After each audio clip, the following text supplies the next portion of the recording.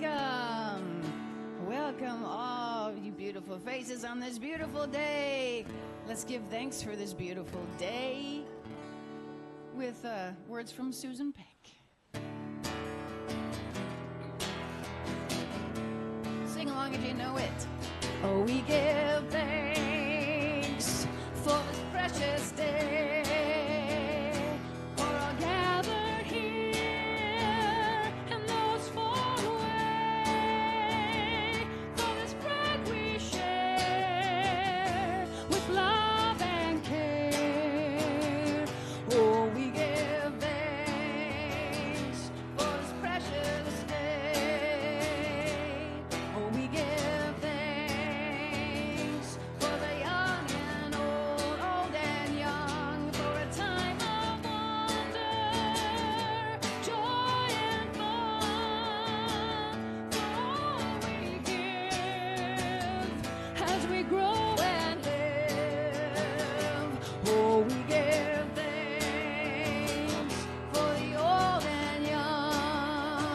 First verse. Oh, we give thanks for this precious day, for our gathered here and those far away, for this time we share with love and care. Oh, we give thanks for this precious day. Oh, we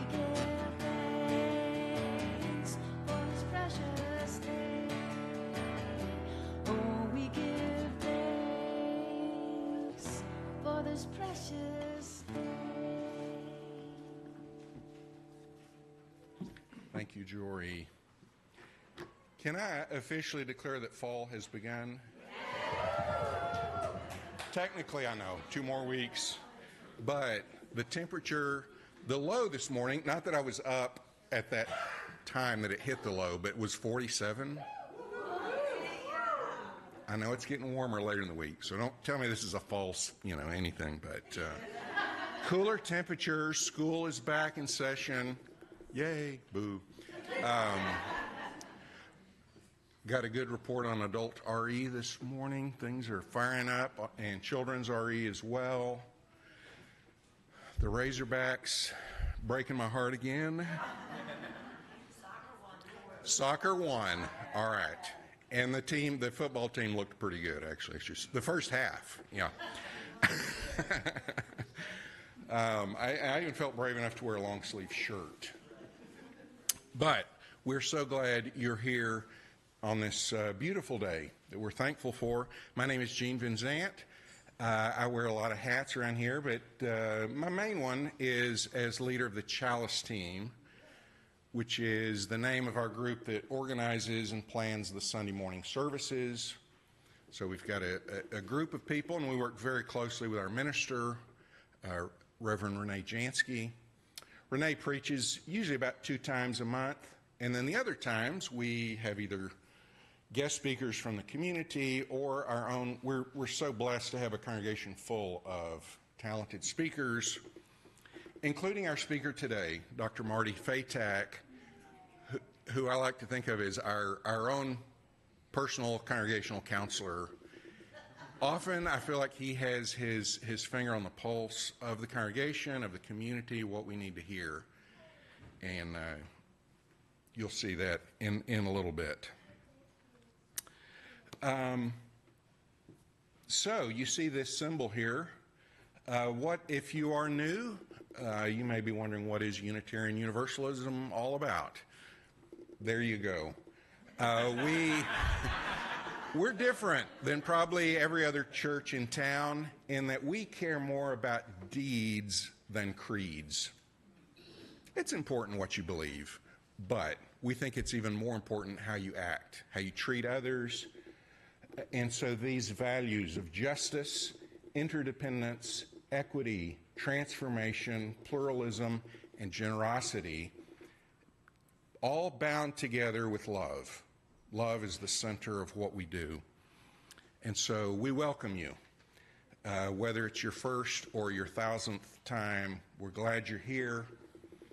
and we hope you benefit from our time together. And we hope you'll stick around afterwards for kind of our communion, which is coffee and other beverages and snacks, refreshments. So, if you are here for the first time, you may have been given one of these at the door, or if not, there's one in the chair back in front of you. This will get you on our email list. We usually have about a dozen or more or less people joining us online. You folks also, you have to go to the website, but you can let us know who you are and get on our list. We're glad you're here as well. Later in our service, we have a time of joys and concerns. Folks are invited to drop a stone to represent a joy or a sorrow, maybe a need in their lives. If you would like to fill out a card, if there's something specific you would like to share, you can bring the card up at that time. Indicate whether you want it shared publicly or not. Folks online can write that in the comments. It will be public, but those will be read aloud in the service. If you have a need for hearing assistance, our AV tech guy, David, can help you with that. Children always welcome. We do have a foyer, a playground, and a nursery, if children prefer or parents prefer that for their children. And we do remind you to silence your electronic devices. Marty is going to start us off with some opening words.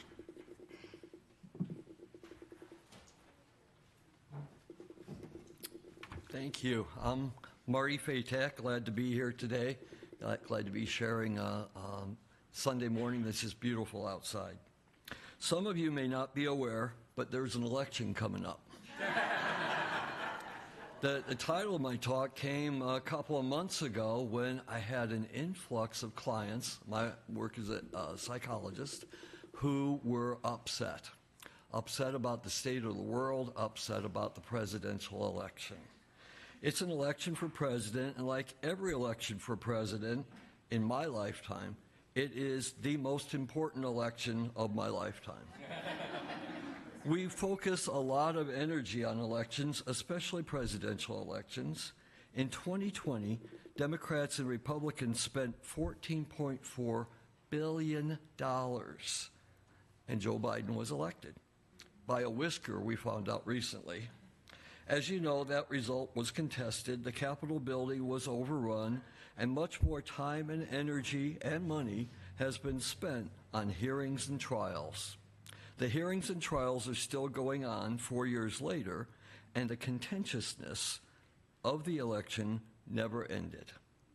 Conflict over presidential elections is nothing new. I'm going to do a little history lesson here.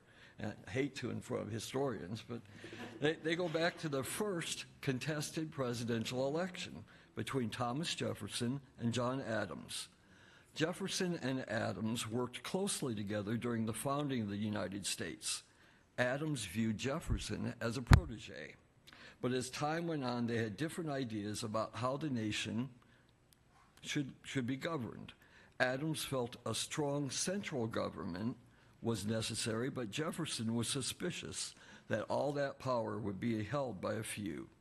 In 1796, quite a few years ago, they were both nominated in the first contested presidential election in American history by the first political parties, the Democratic-Republican Party and the Federalists. Adams won by 3 electoral votes. And the way things were set up then, whoever came in second was the vice president. So Adams was president, Jefferson was vice president. Can you imagine now if Trump was Biden's vice president? It'd be different. They did not get along. Both ran again in 1800. The candidates did not campaign personally. That was considered gauche. But they had a lot of followers who did campaign for them. And both sides spread rumors and demeaned the other. If you read much American history, it's amazing how the things that happen now were happening then. The same statements, the same kind of backbiting, the same kind of cheating. Jefferson hired a journalist to write negative stories about Adams for the newspapers, and Adams's followers condemned Jefferson's slaveholding and lack of Christian faith. No president up to that time, that is George Washington, had been forced to leave office, and Adams assumed that he would be able to stay as long as he wanted. He said something like, if a president does it, it's legal. No, he didn't. Jefferson won, and Adams felt betrayed and humiliated. On Inauguration Day, Adams left Washington, D.C. in a stagecoach at 4 in the morning. He was the first American president to not welcome his successor. Others have done so since. Adams and Jefferson did not talk to one another for 11 years. These kinds of conflicts are built into our political system. We have a binary choice, and binary choices encourage an us versus them mindset, competition rather than cooperation, and focus on our differences rather than on our similarities. We have a winner-take-all system designed to create conflict and cultivate grudges. We are facing another heated election that can disrupt relationships in families and workplaces, among friends, and even in churches. We don't want to be like Adams and Jefferson, not talking to each other for 11 years. The conflicts will always be there, but today I want to talk about how to handle our conflicts more productively.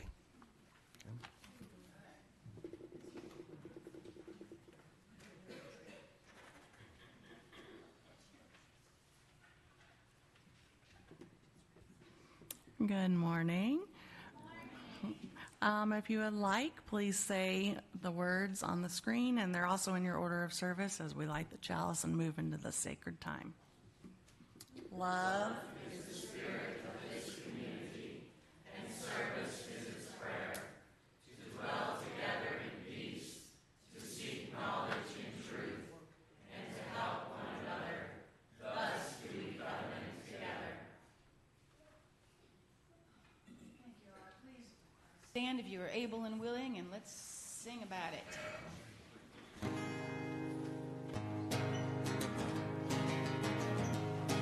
Here we go. I've got peace like a river. I've got peace like a river. I've got peace like a river in my soul. In my soul, I've got peace like a river. I've got peace like a river. I've got peace like a river in my soul. I've got joy like a fountain. I've got joy like a fountain. I've got joy like a fountain in my soul. In my soul, I've got joy like a fountain. I've got joy like a fountain. I've got joy like a fountain in my soul. I've got love like an ocean. I've got love like an ocean. I've got love like an ocean in my soul. In my soul, I've got love like an ocean. I've got love like an ocean. I've got love like an ocean in my soul. I've got pain like an arrow. I've got pain like an arrow. Like an arrow in my soul, in my soul. I've got pain like an arrow. I've got pain like an arrow. I've got pain like an arrow in my soul.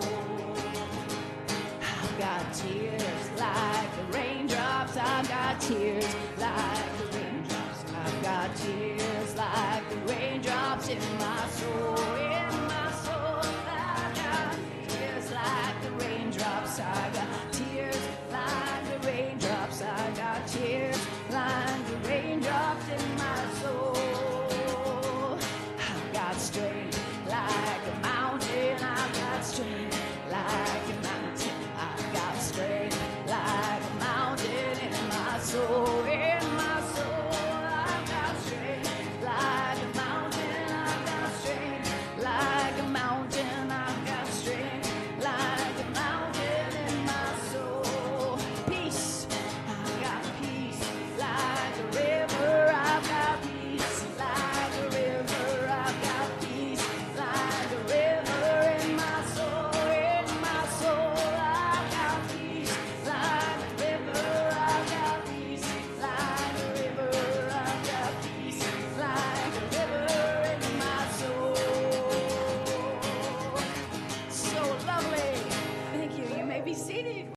for clapping. Yes.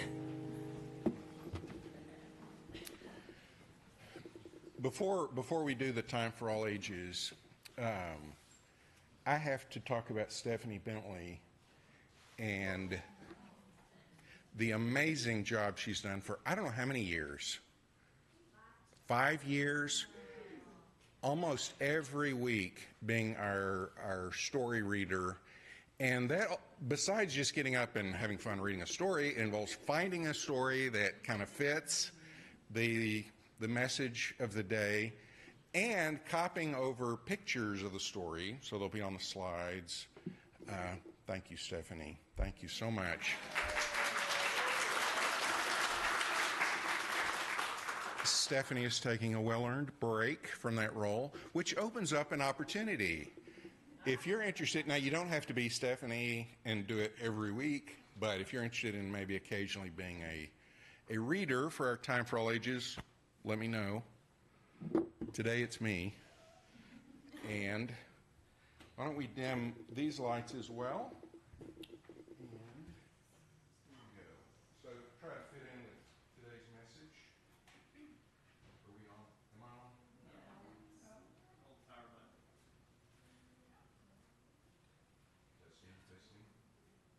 Testing, testing. There we go. Okay.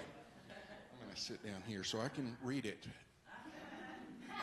So this book, there are a lot of books, actually, children's books about dealing with anxiety, but I found this one, Find Your Calm, A Mindful Approach to Relieve Anxiety and Grow Your Bravery, written by Gabby Garcia, illustrated by Marta Pineda. Anxiety can feel big and powerful. It can show up suddenly, without warning. It startles me. Sometimes it seems to go everywhere I do. In class, it brings a jumble of thoughts racing through my head. It's hard to think clearly. Before getting on the school bus, my body feels like it's moving in every different direction. I'm overwhelmed.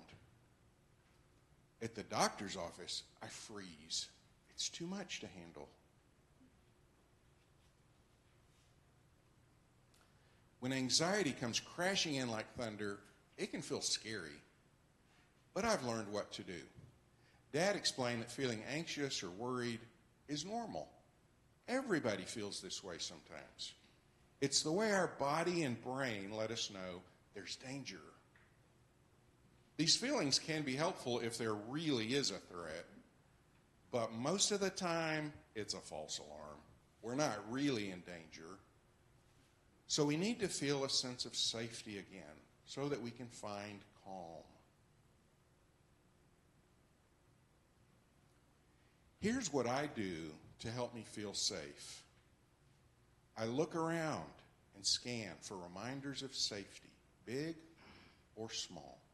A friendly face, a color or shape, a tree, a flower, or anything else my eyes land on that is familiar, comforting, or calming to me. I also use my other senses to become aware of my surroundings. I can pay attention to what I hear, smell, touch, or taste. This helps my mind and body focus on what's happening right now. I pay attention to my breath, in and out. There's no rush. There's no danger. I'm ready to pay attention to how anxiety shows up in my body. I feel the thump, thump, thump of my chest as I wait for my turn in the class show and tell. I notice the jiggle in my legs before climbing onto the school bus. I pay attention to the tight squeeze on my shoulders when it's my turn to see the doctor. But the anxiety doesn't take over. I feel my feet on the ground. I notice the weight of my body connected to the earth beneath me. My breath deepens. I'm not frozen anymore. Slowly, I'm ready to move. My thoughts quiet down. I can do this. My bravery grows. I feel it strengthen my legs, then notice as it spreads to my chest, I stand more powerfully, I move more confidently. I'm okay. I'm safe. My body pulses with bravery's rhythm. I was nervous speaking in front of the class, but I did it. The shot hurt, but I got through it. Riding the school bus was hard at first, but I'm proud of myself because now I do it every day. Anxiety still storms in, but I know what to do. I use my breath and my senses to connect with safety in my body and find my calm.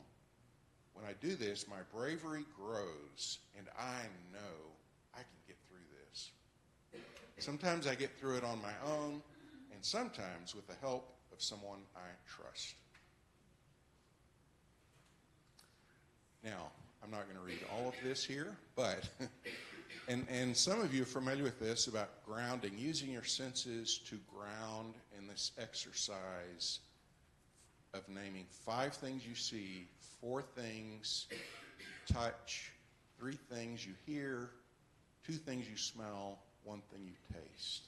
To kind of focus on the here and now.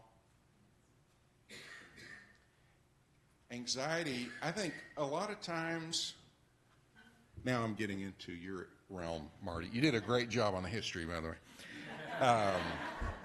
But a lot of times I think anxiety is worrying about things that might happen, that could happen, of which there's almost an infinite number of bad things that could happen, whereas getting grounded and calm is focusing about what is happening around us, and kind of getting in touch with that. Okay, let's get the lights back up. And it is time, I think I'll switch back to the pulpit mic here, for joys and concerns. Again, we invite those who are online, if you want to write a joy, concern, or need that has come into your life, you can write that in the comments, and we'll read those in a minute. If you have a card, this would be the time to bring it up. If you can't bring it up, hold it up, and someone will get it. But also, if you just, like most of us, just want to drop a stone to express that there is something on your heart this morning, we invite you to do that. Fawn's going to help me with the stones, and then you can give the cards to me. Jory, would you play us some music?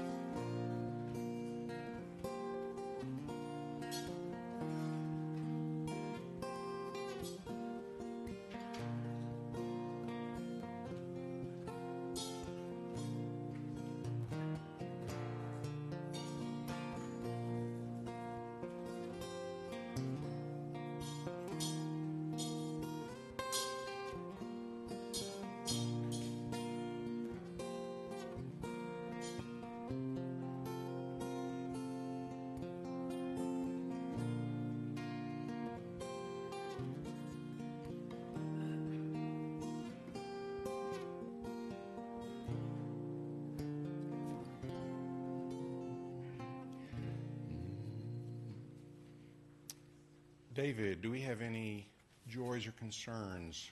Not today from our online, but we know you're here with us and we're with you in spirit.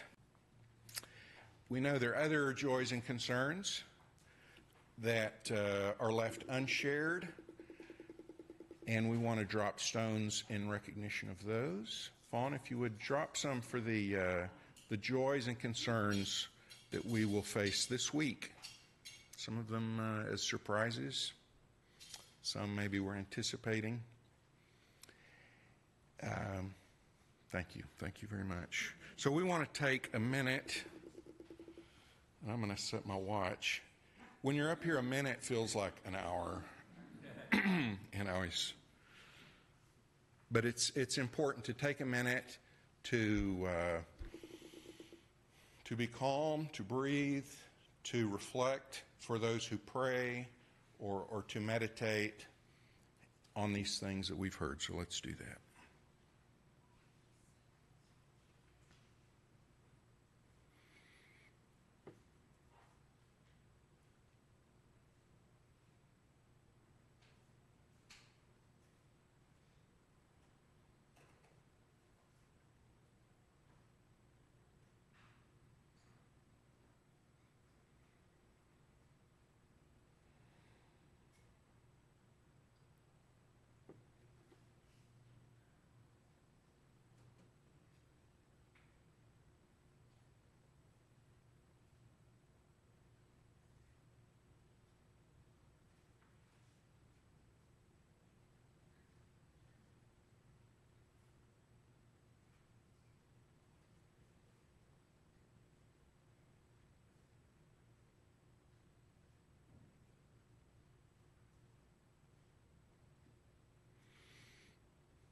Okay, I'm not as good as Renee on this, but let's all take a deep breath in,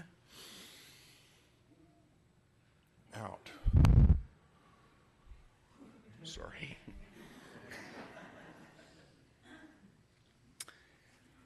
It is time in our service for the offering. If you are a guest, we don't expect you to give us your money, but you can. We will allow it. The offering is a time of sharing the things we have with each other and with those who have needs. It's a way of supporting our fellowship. Our fellowship is almost entirely supported by these free will offerings. Some of us old-timers like me give by bank draft.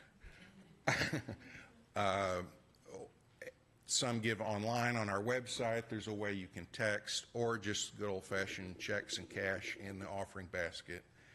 But we invite our ushers to come up and invite you to share as you're able.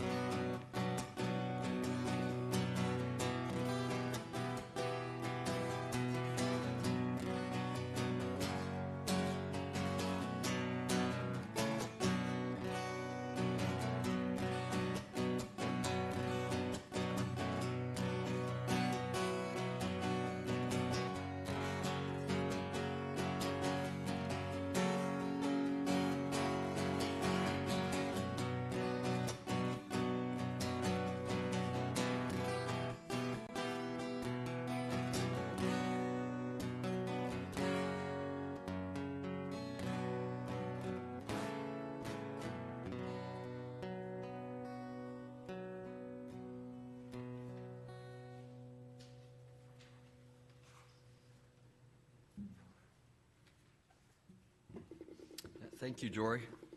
Well, so far today we've talked about, or we've heard about, we give thanks, about gratitude, peace like a river, peacefulness, finding your calm. Forget all that. That's for wimps, you know. We're Unitarians. Let's fight, okay? Why shouldn't we? You know you want to. Yeah? Unitarians are natural fighters. Other religious organizations see us that way. They say we can't agree about anything. Is there a God? Who knows? Yeah? We even have a hymn that says that we are a gentle, angry people. Look it up. If that's not a perfect description of our passive aggressiveness, I don't know what is. Our principles are full of words and statements designed to help us curb our conflictual natures, inherent worth and dignity of every person, justice, equity, and compassion, acceptance, democratic process, peace and liberty, interdependent web, all words to help us quell that fire that burns within us to tell other people just exactly how the sausage gets made. I've been a member here for almost 30 years. In a couple of months, it'll be 30 years. There has never been a decision made in this fellowship that hasn't involved conflict. This room, those chairs, this screen, conflict, conflict, conflict. Everything you see here and everything we do, some people disagree. The conflicts have never, to my knowledge, become physical, but there have been some that were heated and that resulted in members leaving and never coming back. There have been times when I thought about leaving and never coming back. Those conflicts were not good. But usually the conflict has been good. It has resulted in better ideas, in trying things that have not been tried before, in growth for the people involved and growth for the fellowship. Good conflict is how we get things done. Being happy requires learning how to manage conflict. Fire can warm our house or burn down our house, depending on how it is managed. Our goal is to keep the conflicts under control, not let them turn into high conflict, a concept developed in a book written by Amanda Ripley, one that I'd recommend. It's called High Conflict. Our nation is in an extended period of conflict, of unprecedented polarization. The reasons for this are many: politics, social media, war, economic stress, rapid social change, and it's not going to be going away soon. Conflict leads to anxiety. Anxiety leads to suspicion of those who disagree with you. Reasonable people with level heads exit. They leave the arguments, and then the extremists take over. Some people find meaning, connection, and power in high conflict. It can feel good to them. There is less need to think of the complexities of the situation. You only need to know what category you fit in. In healthy conflict, we want to understand the other side, even if we disagree. In high conflict, we are in a feud, good versus evil, us versus them.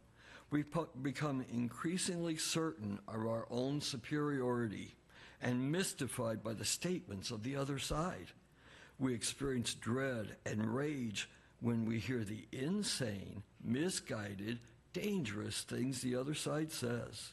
We see our reactions as justified and the other side as the aggressor.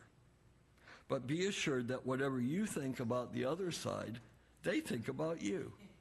When you describe your opponent as hateful or corrupt or stupid, you can bet that their Facebook posts are saying the same thing.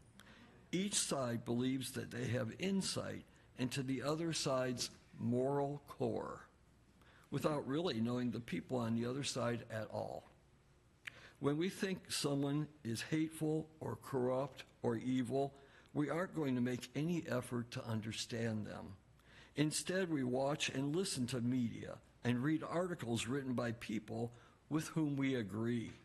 Because we limit exposure to contrary information, the most politically engaged people, the people who should know the most, actually are the ones most mistaken because all their information comes from one side.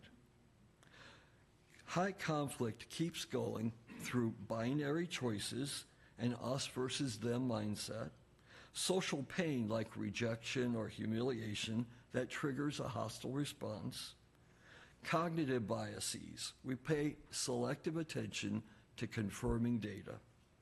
Group identities. They bring a sense of obligation to the group. We have to cheer for the Razorbacks. We don't have any choice. Or there's fear of going against the group. There are what Ripley calls conflict entrepreneurs, people who make a living out of stoking conflict, people who thrive on it and promote it. And then there's our own ego. We want to matter and be worthy and avoid being wrong. All of these things drive conflict. When we engage with each other here and with our families and in the workplace and grocery store and farmers markets, we cannot avoid disagreement, no matter how much we sing Peace Like a River. I love this song. But we can't avoid disagreement. How can we avoid high conflict? There are two important attitudes to maintain when you face disagreement with others. Number one is the golden rule. Remember that? Okay? Treating others the way you want to be treated by them.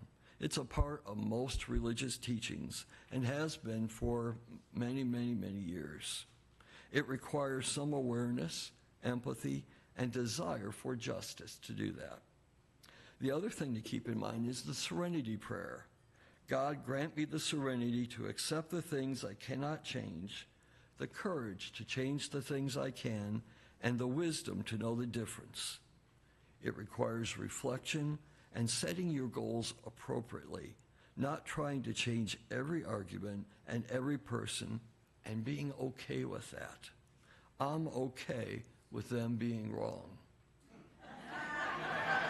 I am. It's very strong of me, I know. Engaging with something you disagree with is a decision. You don't have to do it. It's a decision, and make that decision consciously, okay? You can always decline the invitation. You know, they throw out the bait, you don't have to take it, okay?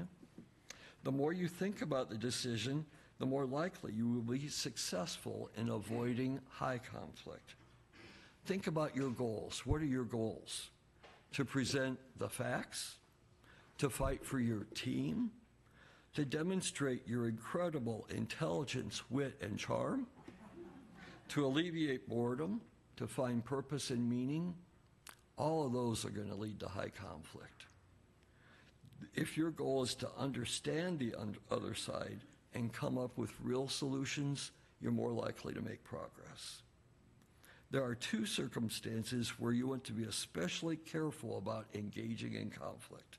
When the other person is a conspiracy theorist, and when you have a high conflict personality. Okay?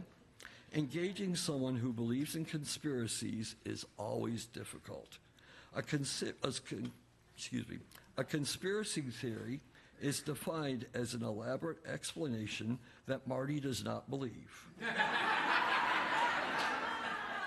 It's in Webster. Conspiracy theories are not uncommon. Vaccines cause autism. The government was behind the 9/11 attacks. Recessions are caused by a small group of Wall Street bankers. Fluorescent light bulbs make people obedient and easier to control. A lot of people believe these. Taylor Swift is a government operative.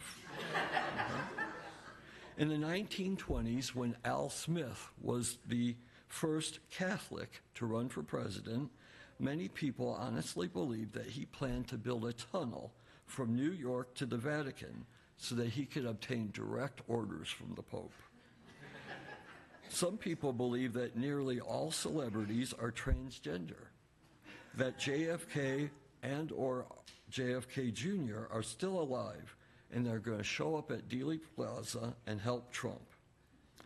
There are people that believe that Democrats are demons who are going to activate nanobots in M&Ms to stop everyone's hearts using the 5G network.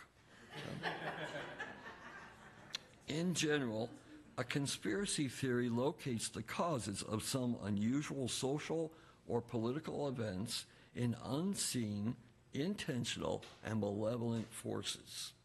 These often involve the struggle between good and evil. The conspiracy theory suggests that mainstream media and powerful people are actively trying to prevent the public from knowing the real story. We know that these theories explain what people want to believe. They come from fear and a desire for purpose or belonging or community. They don't come from a desire for accuracy. Trying to convince these theorists that they are wrong by presenting facts is not useful. Okay? They don't care. They want to matter, and a patriot bringing deep state corruption to light is definitely someone who matters.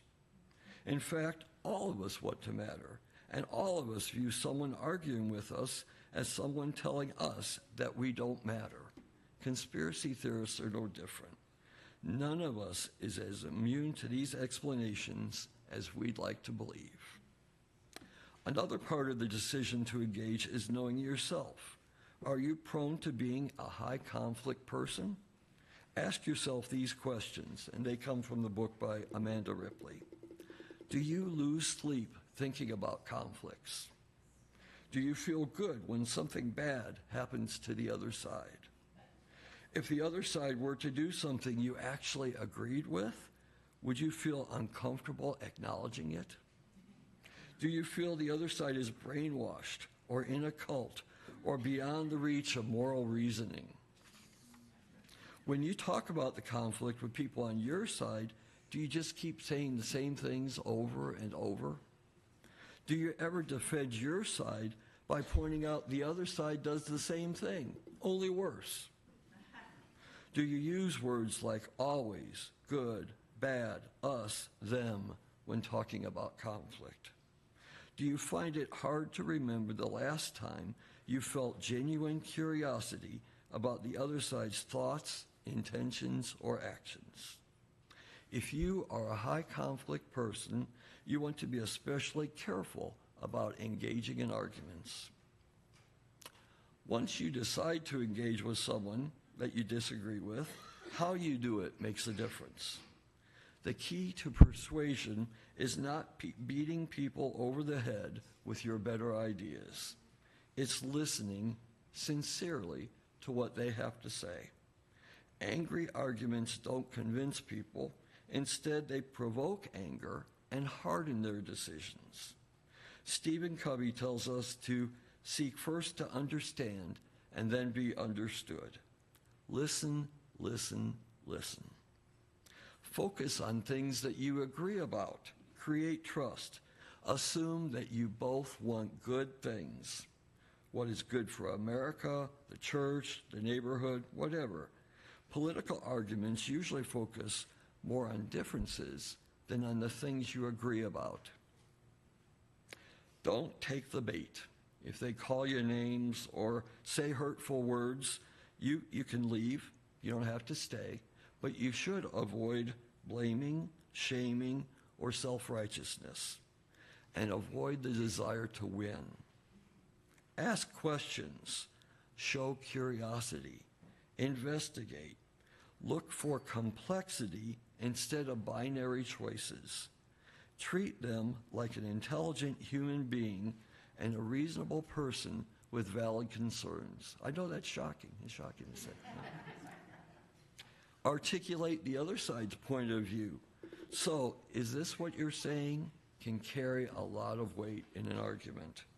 Once they know that you've heard them, they will be more open to hearing you. Stay calm. Some of those calming techniques that the book talked about are useful. Slow and deep breathing. Stay focused on the issue. Don't throw in the whole kitchen sink. Take a time out. Say, I need to go get a drink of water. Accept that you may be wrong about parts of your argument, and accept that both sides can be deceitful and have their own deplorables. Acknowledge when you are wrong. Accept disagreement. This is an opportunity to learn, not convince. And don't be afraid to walk away. There's nothing wrong with that. You avoid high conflict when you do that. We all want to be happy. The 4 foundations of happiness, according to Arthur Brooks, who teaches a course at Harvard on happiness, are family, friends, work, and faith. All of these require interacting with other people and therefore potential conflict. Managing the conflict well is crucial for happiness and crucial for progress. Earlier, I said that there are some members who, because of differences and disagreements, are no longer with us. I miss them. Well, some of them. Sometimes our democratic process means that some people will not win, and sometimes our egos prevent us from listening, understanding, and compromising. This is not a perfect place here, but I think if we practice more open and thoughtful ways of managing our conflicts, we can be a better place. Thank you.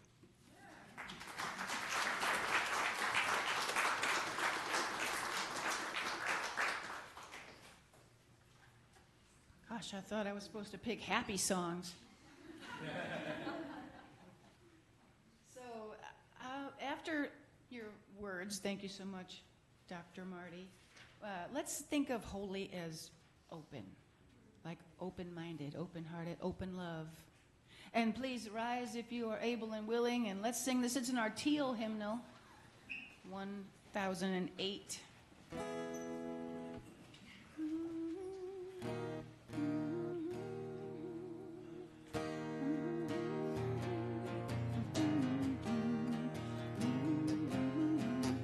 Here we go.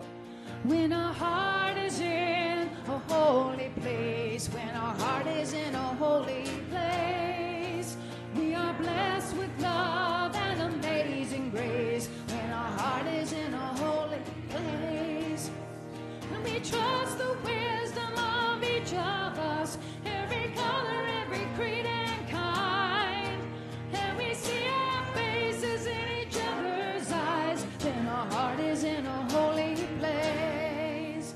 When our heart is in a holy place, when our heart is in a holy place, we are blessed with love and amazing grace. When our heart is in a holy place, when we tell our story from deep inside, and we listen with a loving mind, and we hear our voices in each other's words, when our heart is in a holy place, when our heart is in a holy place, when our heart is in a holy place, we are blessed with love and amazing grace. When our heart is in a holy place, when we share the silence of sacred space, our heart stirs within, and we feel the power of each other's faith.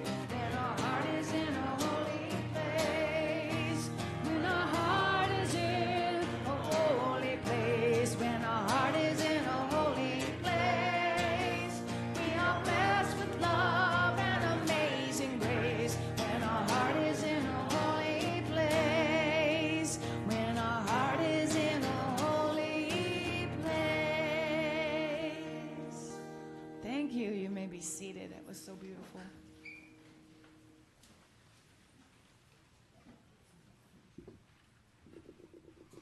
Thank you for that awesome message, Marty. Very good advice.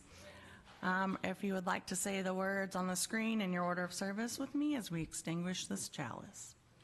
We extinguish this flame.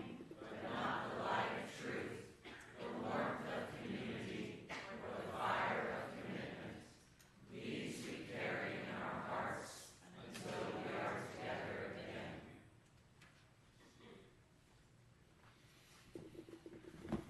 Thank you, Marty. I needed that. Thank you, Jory. The music was perfect. Perfect. And I asked Marty if he was going to share this in the closing words because I didn't want to steal his thunder, but he said I could do it. There's a rest of the story with Jefferson and Adams. Everything you said, 100%. After Jefferson's 2 terms as president, he retired, and a mutual friend of John Adams and Thomas Jefferson talked to each of them separately. Dr. Benjamin Rush, one of the other founders, talked to each of them separately. You know, he said the other guy, he wants to be back. He wants to be friends again, but you know how proud he is, and he's not going to start it. You know, and Adams and Jefferson began a correspondence that lasted the rest of their lives. They became pen pals. John Adams at his farm in Massachusetts, Thomas Jefferson at his plantation in Virginia. And they talked about everything under the sun, religion, philosophy, how bad the current presidents were, and really bonded with each other, and ended up dying on the same day, which also was the 50th anniversary of the Declaration of Independence. It's a weird, you know, some people saw religious significance. It's very bizarre, but July the 4th, 1826, Jefferson died that morning in Virginia, and Adams died that afternoon. Adams' last words, by the way, were "Jefferson lives." He, you know, it's before the telephone, and he didn't know Jefferson had died that morning. So it is neat that they were able to overcome that. All right, on to our announcements. We have a lot of interest groups around this congregation: yoga, keeping up the grounds. We have discussion groups. If you're interested in starting a special group, at the beginning of your talk, I thought we might want to start a UU fight club. Think about it. Had a clean fighting only, and no physical. But if you're interested in starting that or another interest group, go for it. The leadership here is very much a permission-giving body, and so we encourage you to do that. There is a special thing here, a special note. Being UU, this is kind of a new members class, or if you feel like you need a refresher, what it means to be UU. Coming up on Tuesday, September 24th, RE is back in action, 10 a.m. every Sunday, and meditation at 9:30 on Zoom. 9 o'clock is the correct time. Okay, thank you, Caroline. For each of these, there are people you can get more information. Hey, football, how about this? So this is one of my things. Along with Laura Brewer, we try to show up for as many of these, but it helps to have help. And so if you can volunteer to help, this is a way our fellowship earns, I don't know, $4,000 a year, something like that off of this. So let me or Laura know if you can help on one of these dates. And even if the Razorbacks lose, like, we still get $800, you know, out of the deal, so, or something. And you meet interesting people, and sometimes we talk to them about UU-ism a little bit. By the way, speaking of parking, we have a parking issue even on Sunday mornings here, right? We haven't started charging, and then we won't, for parking on Sundays. But if you are physically able and willing, there is another parking lot up this rather steep hill, but like half a block, lot 124, that the university graciously lets us use on Sundays. So just if you did not know that was there and available, it is. And then next Sunday is one of our traditions, water communion. You're invited to bring water, and it can be actual. Some people think of it. I didn't think of it this summer when I was somewhere but if you brought the actual water, or it can be symbolic of a place you went to locally or far away, or it can't even be a place you didn't go to, but you just want to pour water in honor of such a place. And we share our water. and pour some in the garden and save some for next year. Also, choir is singing, so choir members show up at 10 o'clock right here. All right, great. I think that is all the announcements, unless someone else has an objection. Okay, we will call it then, and ask Marty to share with us these closing words.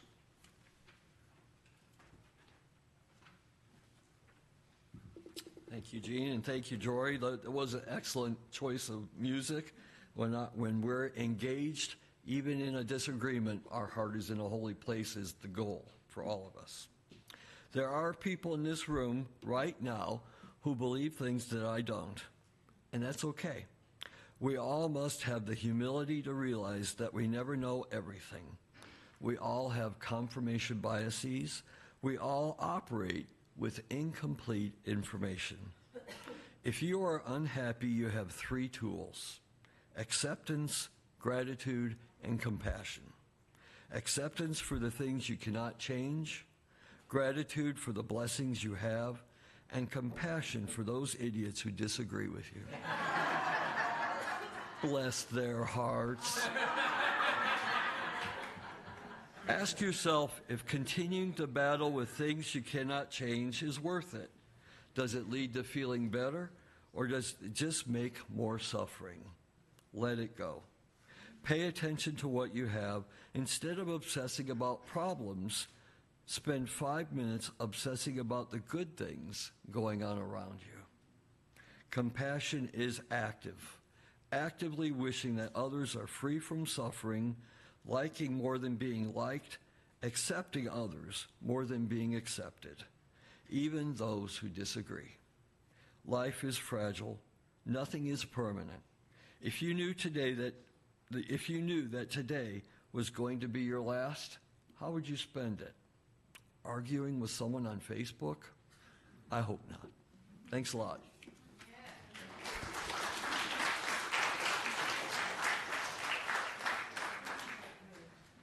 All right, y'all, as we head off to coffee and conversation, let's just keep in mind that why we're here is to build a new way.